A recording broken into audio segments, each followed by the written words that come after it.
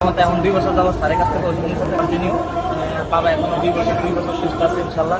ওয়ালাইকুম রহমতুল্লাহ বরকাতুহু। সম্মানিত দেশবাসী, আমি cancer specialist doctor SM. Sarwar.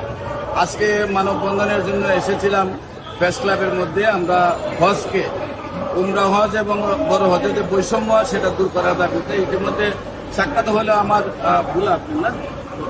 বুলার এক ভাইয়ের সাথে।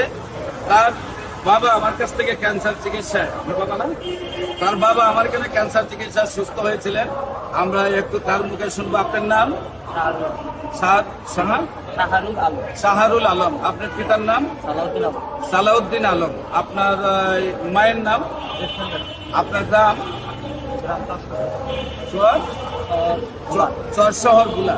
আচ্ছা, আপনার আব্বার কি হয়েছিল বা কোথায় কোথায় চিকিৎসা করেছিলেন, আপনি কিভাবে সুস্থ হয়েছেন একটু দেশবাসীর উদ্দেশ্যে বলেন।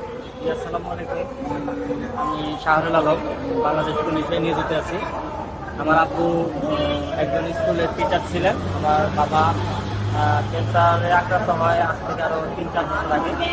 আমরা ঢাকা ক্যান্সার হাসপাতালে, সরকারি ক্যান্সার হাসপাতালে, মুখ্যমন্ত্রী ক্যান্সার হাসপাতালে যাই। সেখানে প্রায় 6 মাস ঘোরার পরে 5 থেকে 6টা কেমো দেওয়া হয় আমার বাবাকে।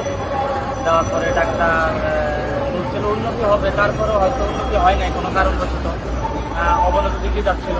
পরবর্তীতে আমি ঠিকানা পাই। ঠিকানা পাওয়ার পর ওনার সাথে যোগাযোগ করি। যোগাযোগ করার পরে উনি আমাকে 1 মাসের ওষুধ দেয়। ওনার সাথে আমি যোগাযোগ করার পর উনি খুব ভালোভাবেই রিপোর্টগুলি দেখছিলেন। এক ঘন্টা সময় নিয়ে, প্রায় 1 ঘন্টার মতো সময় নিয়ে রিপোর্টগুলি দেখছেন। দেখার পরে আমার বাবার ওষুধ দেওয়া হয়েছিল। আমি বাসায় নিয়ে যাই।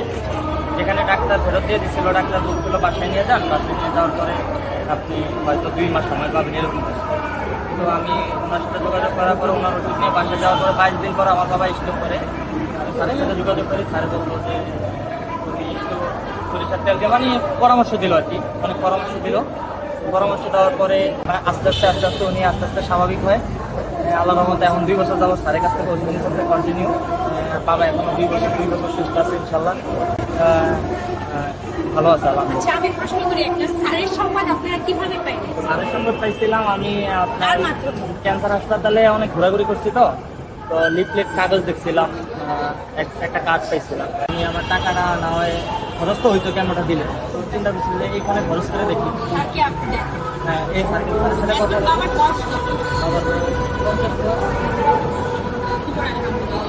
আমরা এই ভদ্রলোকের, এই ভাইয়ের, আমাদের একজন সৈনিক, তার বাবা হচ্ছে ক্যান্সারকে জয়ী করে